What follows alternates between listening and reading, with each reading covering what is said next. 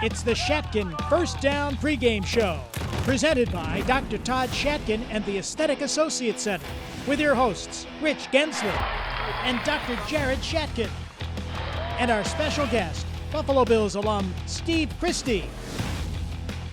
Now, from the Shatkin Sports Network studios in Amherst, here are your hosts, Rich Gaenzler and Jared Shatkin. Welcome to another edition of the Shatkin First Down Buffalo Pregame Show. Rich Gaenzler, Jared Shatkin. We're going to talk a lot about the Bills KC. We'll talk Bills Cowboys, the Mafia. Steve Christie will join us, who will be the leader of the charge at the game on Sunday at Highmark. But first, we got to go around the water cooler. All right, so here we are. This is exactly what people were talking about after the Kansas City game at work, around the water cooler. We're at it. Gosh, where do you start? I mean, I guess let's just start with the play, obviously. We all know what happened. It was clearly a penalty. Mahomes lost his you-know-what, and the Bills finally get, air quotes, a break. And it wasn't even a break in terms of, somebody making a bad call and we were able to benefit from it. It was a legitimate penalty that the Bills did benefit from. We didn't have many calls go in our favor this year. We've had games versus the Broncos, versus the Giants, and there's been questionable officiating, and this wasn't even questionable. So, when the Bills fans hear somebody from Kansas City complaining about this call, they'll go back to 3 or 4 games from this season, which we lost, and say, hey, take a look at this. We'd be in a playoff spot right now without this. And I'm not even blaming the officials in those other games. I'm just saying I like that the Bills were able to win this game, and I'm not going to put an asterisk there because there was a play like that. Right, and, let's face it, the Bills still beyond that play had to get another stop after that. Yeah, our defense came to play at the end of the game when it mattered, and we shut down an offense that is struggling right now. Let's talk a little bit about James Cook. What an amazing first half, and a really good first possession of the second half, but I was really confused during some of the stalls in the second half from the offense where he was. Yeah, I think part of what happened is Brady wanted to get the passing game going a little bit more. I think Allen was looking for Diggs a little bit, and it wasn't working, and we were stalling out and having some 3 and outs going. But I think Brady really wanted to put the pedal to the metal and score a couple more touchdowns. And what happened is we got away from our bread and butter early in that game, which was James Cook. So that let the Chiefs kind of crawl back in. Yeah, 4 games in a row, over 100 yards from scrimmage for James Cook. And I just love the fact that they're using him in the pass game like they are, because that's a big reason why they drafted him. That's a big reason why he was so successful at Georgia, and for that reason, so attractive to teams in the NFL, right? Yeah, and in my mind, it's an offensive coordinator on the Bills using their mismatches to their advantage, where the last offensive coordinator, Dorsey, I don't think he gave Cook that ability to be the receiving back that he's getting now, which he's one-on-one with the linebacker, throw it to him. It's kind of easy to think about, but that's a West Coast theme that we've been seeing with McCaffrey a lot, and now we're finally able to have this weapon in the receiving game and the running game. So we always talk about how running backs these days aren't worth a first-round pick, aren't worth a second-round pick. But if you use them like we're using James Cook, who's basically our second weapon on the team right now, then maybe it is. I would agree with that, and I would also agree that the offensive line is not getting any credit in terms of the run game actually being a thing. When you see Latavius Murray have good runs, you see obviously Cook have good runs. Ty Johnson out of nowhere has been really effective in the run game. Ty Johnson is a guy that has a different burst than those two. He reminds me a little bit of Pacheco. He's a little bit thicker. Yeah, he's got that burst like Pacheco kind of does. He runs pretty hard. Usually he's going to get you 3.5, 4 yards, and that's going to keep the other team guessing. That's going to keep us fresh, and it's the reason we're able to have 3 backs rotating that whole game. Now, in terms of, it was far from a perfect game, right? You get a couple of takeaways, no points off of it. That, for me, was a problem. Also, drive stalling penalties in the second half as well. So things that the Bills still need to clean up going forward down the stretch. Yeah, absolutely. And in close games like this, there's going to be a lot of coaching points. And a coaching point that the Bills would use if we would have lost this game is we have to get points off of turnovers. When Epineza gets us that ball at midfield and we have to punt, I thought that was really a tough start. And certainly, the defense played their game. They played a good first half. Second half, Kansas City makes it a little bit closer, obviously, in the end. But, yeah, they were able to close shop down. And, again, we talked about it. Hey, let's make it Allen head. It was Allen head again. The Bills have had monster success there. And McDermott, a lot of people haven't talked to, he's 7-0 after a bye. it's pretty impressive what he's been able to do with his team after that, long break going into, in this case, a huge game. So good win for the Bills, and they needed that kind of momentum coming home in another monster game against Dallas. All right, we're going to go to a break. We'll come back. Steve Christie is going to lead the charge for the Bills at Hallmark this weekend. He'll join us next on the Shatkin First Down Buffalo pregame show.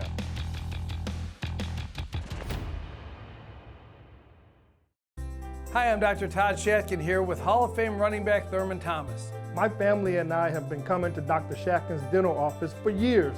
The office is beautiful and the staff is outstanding. Thanks, Thurman. It's been an honor for me to take care of you and your family. For a Hall of Fame smile, go where the pros go. Dr. Todd Shatkin at the Aesthetic Associates Center. Call today for a free consultation, 839-1700.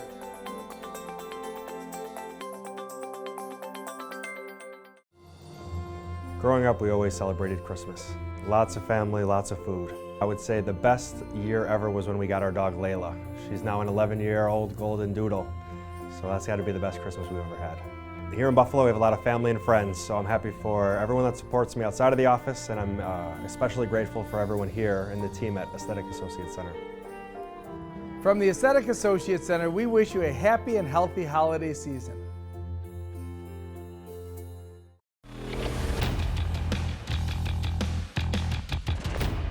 All right, here he is, Steve Christie, legend of the game. He's going to lead the charge on Sunday late afternoon at Hallmark, and I think the weather's supposed to be really nice, Steve. I thought I saw early, low 50s for the game. Yeah, we were kind of worried about the weather coming up and the conditions, but yeah, that sounds pretty nice. What's your level of excitement for doing this? And have you practiced your where would you rather be right here, right now? I got a couple of things to say, yeah, really excited. Firstly, great win over Kansas City. There's a group of us from Buffalo that meet in Lakewood Ranch. And long story short, we had a storm going through. The tiki bar that we meet at has a certain provider that relies on satellite. We lost the feed. We ran back to my buddy's house. We all sat there. And as the last play unfolded, that's the first thing I said was the wide receiver did not check in with the sideline judge. Had he done so, good chance we would have lost that. So rookie mistake to our benefit for once, after a tough loss against Philly, and then seeing what Dallas did to Philly. I mean, this weekend's going to be another pressure cooker. Do you recall any time in recent history, or even when you were playing, how tight, the AFC is ridiculous. There's 2 games separating 10 teams or something. It's crazy. And some of the teams weren't in the conversation earlier on in the season, like Cleveland. I mean, there's a bunch of teams now that are kind of eking up into where we are and challenging our potential wild card spots. So yeah, you're right. I mean, this whole conference is now, apart from a couple teams, this whole conference is getting really, really tight. I got to ask you a couple quick kicking questions. So obviously at the end of the first half, dilemma for Bills, right? Do you try a 62-yard field goal in Kansas City where, grass field, it didn't seem like the weather was really terrible. It seemed like it was okay, not a lot of wind. Or do they go for the Hail Mary? And they chose to go for the Hail Mary. What goes through your head if you're the kicker and there's that opportunity to, and we all know, I think Bass has a really big leg. So what is the kicker thinking when that comes up? I think in that scenario, I mean, I had a long one against Miami when I first got to Buffalo. I was 59, but it's the same situation. It's it's a long one. The ball may come out a little bit lower because you've got to get the distance, but Bass has the leg. So, that's a coach's decision. I mean, being a kicker, I would have put Bass out there.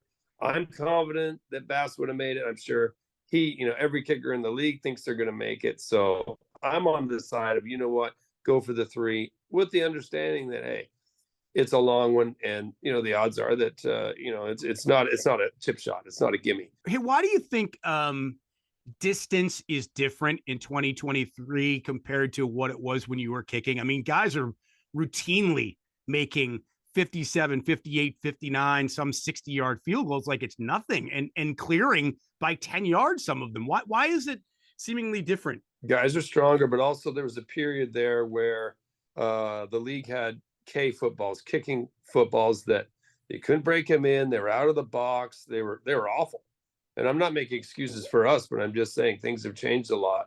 I look at the footballs now, and you could play rugby with them. You know, they've been worked in, they're rubbed down, they're really, you know, they're not out of the box like what we had, and that does make a difference. What's your feeling overall about the Bills right now? The last few years, or even longer than that, you're right, we've had a tendency to play with our competition, and I think this year we beat I think it was Washington handily, and I said, there you go, that's the way we should be beating teams like that. So from that game, I thought, okay, here we go. So I worry about games like New England. I worry about the games, you know, like a team like the LA Chargers, because these are teams that we should beat, but we should beat them handily, knowing that our competition is so much greater, you know, going into, say, Miami or next weekend against Dallas. Tough games. And you know what? If we should beat a team by 20, then let's do it. I know you're up here because you're also a part-time actor and pitchman. So when you do come up to Buffalo, where do you like to go? Where do you like to hang out? Who do you like to see? And what are you going to do this weekend when you get back? Obviously, I will be shooting more commercials at Lake Effect Furniture. That's part of the deal. We always coincide, you know, a Bills trip, Bills game with, hey, Steve, you're in town. I'm going to grab you for a day. And I get with my buddy Vic at Enrich Marketing, and we'll shoot a commercial. We have a number of appearances lined up.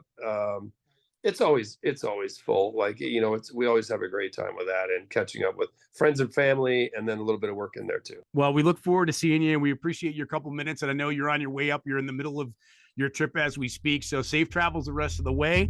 And again, thanks for doing this. We look forward to seeing you when you get up. Hi, I'm Dr. Todd Shatkin, the clinical director here at the new Shatkin Dental Health Postgraduate Dental Residency Program. For years, I've felt there's been a need to help those patients who just can't afford quality care but want to be treated in a private dental office setting. Shatkin Dental Health will save you 20 to 30% on the procedures you need without compromising the care you deserve. Call Shatkin Dental Health today at 43 Smile and receive a dental cleaning and x-rays for only $43. And as always, consultations are free. Hi, this is Steve Christie. When the Bills needed a clutch kicker, they called me.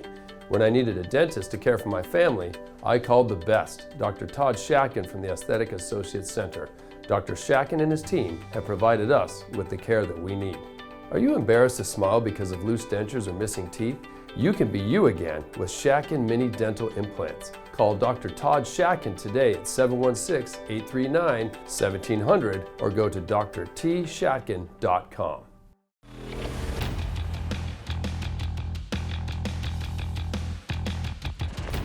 Welcome back to the Shatkin First Down Buffalo pregame show. It's time to go in the pocket.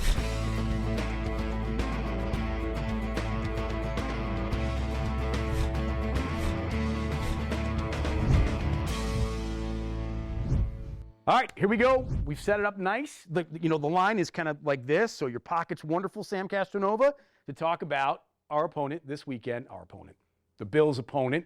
Are we one of those people that say, you know, when we say, well, we, as in the Bills, yeah, a little bit. Are you okay with that? Yeah, or? yeah, a little bit. Okay, I was just checking. Didn't know. Well, anyway, the Bills, take on the Cowboys and Dak Prescott. He's having an MVP-type season. Why? Why is this the year that he has now evolved? Is it because second year McCarthy's offense, no more Kellen Moore? Like, why do you think this is all going his way?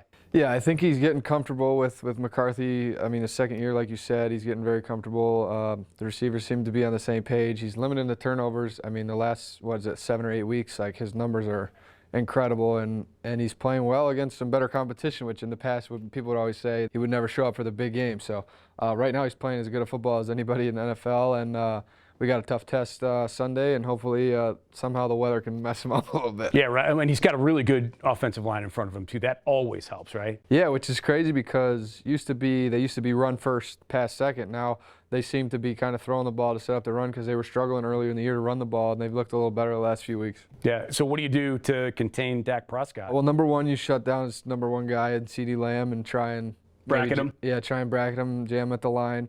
And then his second guy kind of has been between Cooks and Ferguson, but Ferguson's been catching a lot of passes down the seam. Dak throws a really good ball down the seam. So if we can kind of limit those 2-3 guys and shut down the run game, we'll have a good chance, but easier said than done. All right, there it is. There's in the pocket.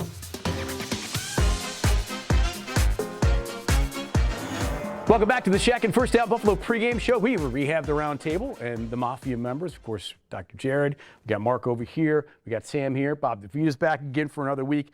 And Bob, I'm going to start with you because these guys all get a lot more FaceTime than you do. Thank you. So we're going to make the most out of it here tonight with you. Let's talk about your takeaway from the Kansas City game as just kind of an overview of what you saw.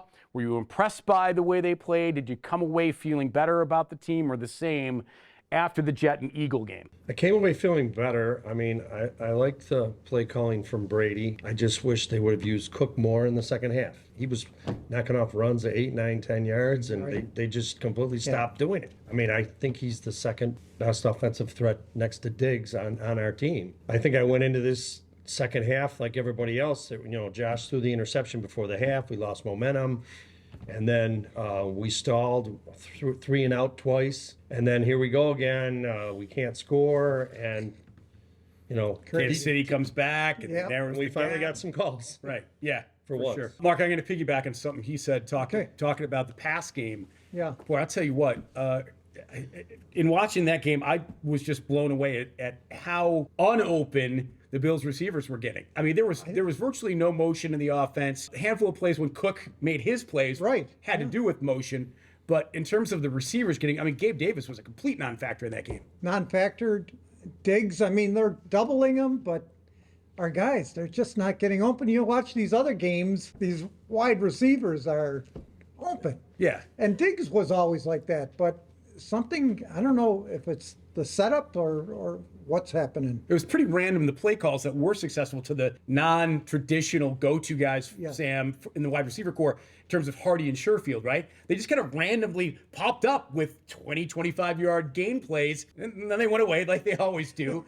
But the regular roster of guys that you normally would depend on really weren't there for Josh in that game. Yeah, Diggs had 4 catches for 20 yards or something like that. Gave Davis 0 catches, but Sherfield had a nice little 15-yarder. That play to Hardy was huge. That throw was pretty ridiculous. The touchdown to James Cook was pretty sweet play call. Finally, it was like, oh, wow, it's a wide open guy for a 30-yard touchdown. So I'd like to see a little bit more of that. And like you said, I thought we shouldn't have stopped going to James Cook in the second half. Agree 100%. A lot was made this week, Jared, in terms of Knox back, right? And I like him coming back. I think they can play with 2 tight ends depending on how they do it. What do you think? And I think they both made some timely plays throughout the game.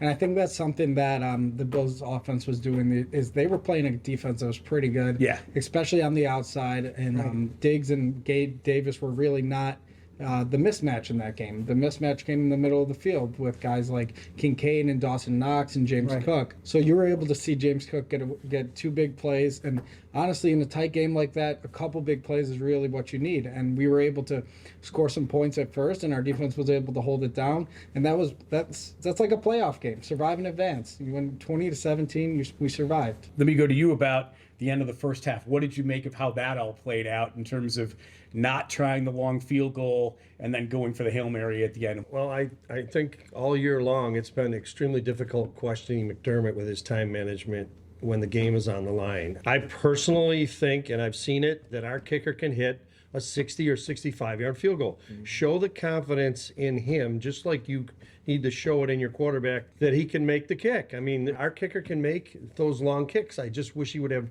show more confidence in him. All right, so let's all discuss. I'm going to call it the play because I think for Kansas City fans, depending on how the season plays out for them, the Tony play, it's going to be their 13 seconds potentially going forward. Obviously, Tony was offside, right? We know this. But Dan Orlovsky pointed out that he was also offside 3 other times during the game. So the question is, why weren't they called any of those other 3 times? And anyone that's a conspiracy theorist thinks, well, it was called at the right time in favor of the Bills. Hey, we got a call for a change, right? Right, absolutely. So, Mark, what do you think? We got a call. Yeah. I mean, the whole season, it's been against the Bills. We finally got a call, but somebody said today there's been 25 offside calls by wide receivers this year in the NFL. I think 15. It's not the first time. Yeah, and Not the 15 is first still a lot. Yeah, it's a lot. But you know, the fact that Mahomes even said, I played in the league for 7 years and I've never had it called in a game is pretty remarkable. It is a pretty rare call. Yeah, it's a rare call, but like we're talking about this incredible play, and it was an incredible play.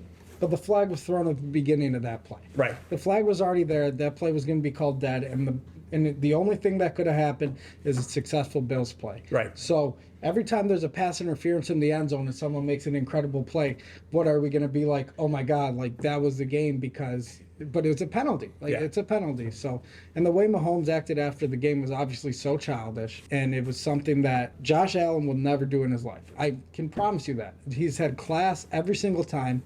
We lose every single time we win. It's something that I've seen out of Mahomes a couple times where he's kind of getting this attitude like he's better than everybody else. Why is it different for the Chiefs to get that call than another team? And it's a penalty. I'm sorry. He couldn't even talk to Josh after the game. He was so cocky. He can't congratulate a guy who just won a huge game for his career. Yes. Okay, incredible play. Kelsey is a Hall of Fame player without it, though. Yeah. Okay? This isn't his legacy. Yeah, no, for sure. But I would say if you were going to flip the table and we were on that side and we get that, I'm thinking Bills Mafia is up. We're PO'd. Another put it that chapter. way. And last thing before we get to the 2-minute drill, when they were 5-5, what did we say that needed to happen? We need help from everybody else, right? We got to do what we're doing, but we need help from everybody else, and we're getting it. Pacheco didn't play, who you could argue has been the Chiefs' best player all year. Absolutely. Mahomes is not playing to his level. Herbert breaks his finger, out for the year. And the Dolphins give up a 2-touchdown lead with 3 minutes left in the game and lose to Tennessee at home. So things are falling into place for the Bills right now. Calvary is coming. There it is. All right, good segue. Let's go to the 2-minute drill now. Here we go, guys. Arguably the most exciting and competitive Bills-Cowboys game was the one here in 07, 25-24. Romo played quarterback for the Cowboys. Incredible game. McGee has a 103-yard kick return. Kelsey's got a interception return for a touchdown. George Wilson does. Who kicked the game-winning field goal in that game? Okay, number 2.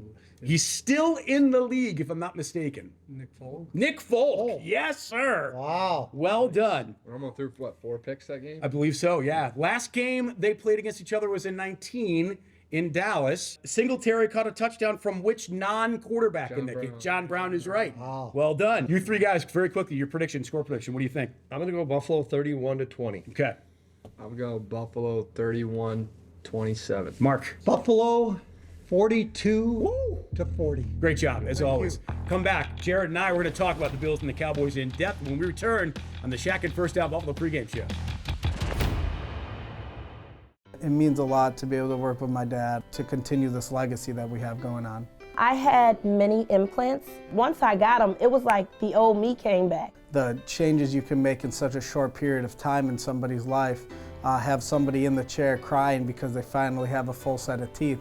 And I think the only way to do it in that type of time period for that type of price is really the mini implant. Mini dental implants can change your life too. Call us at 839-1700 for a free consultation. My self-esteem wasn't where it should have been because I was really, really self-conscious about my teeth. When I walked into Shatkin Dental, I was instantly ready for the residency program. I knew that that is what I needed. I needed the discount, I needed the dentist that was gonna fix everything. My self-esteem is already getting much, much, much higher just from starting the procedures. Call Shatkin Dental Health today at 43 Smile for quality dental care you can afford.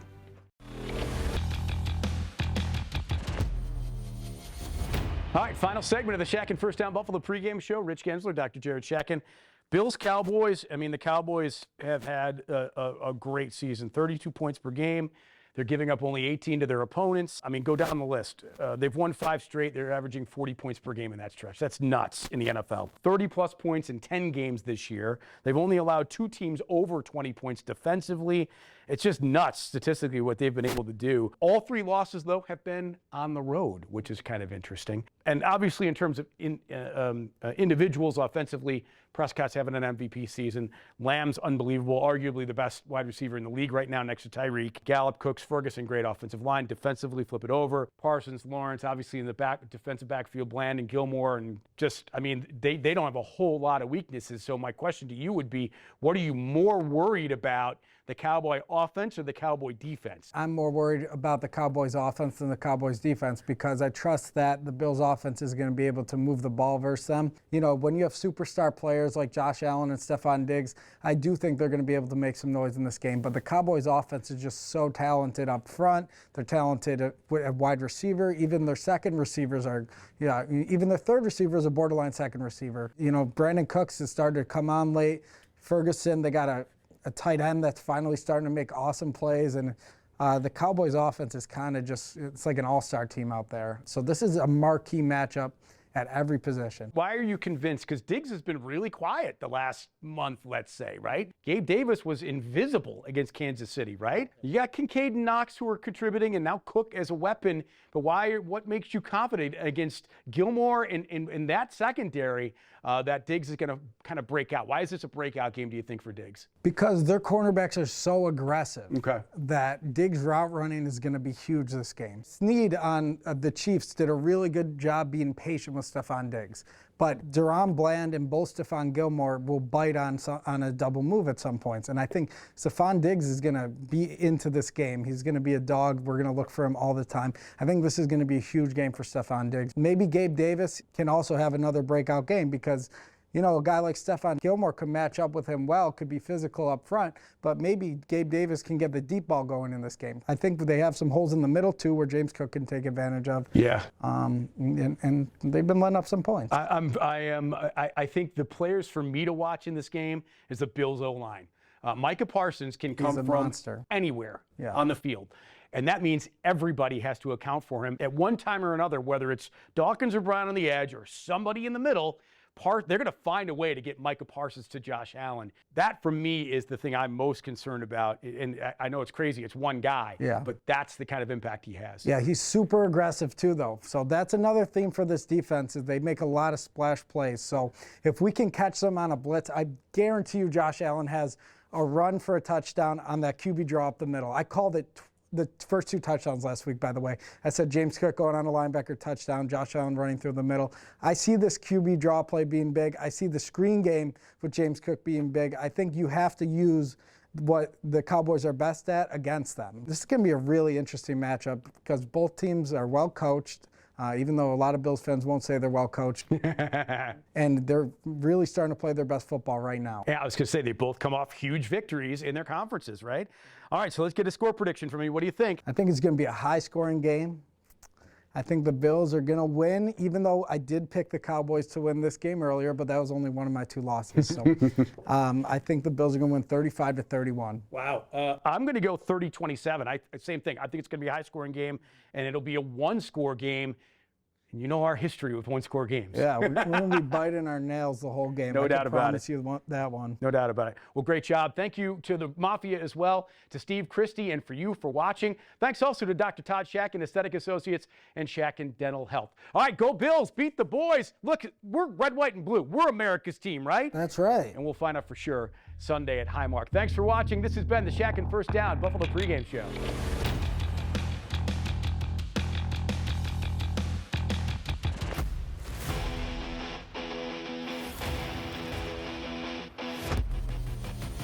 In the Pocket is sponsored by Mini Dumpster Rental. Call 716-429-6362. This has been a production of the Shatkin Sports Network.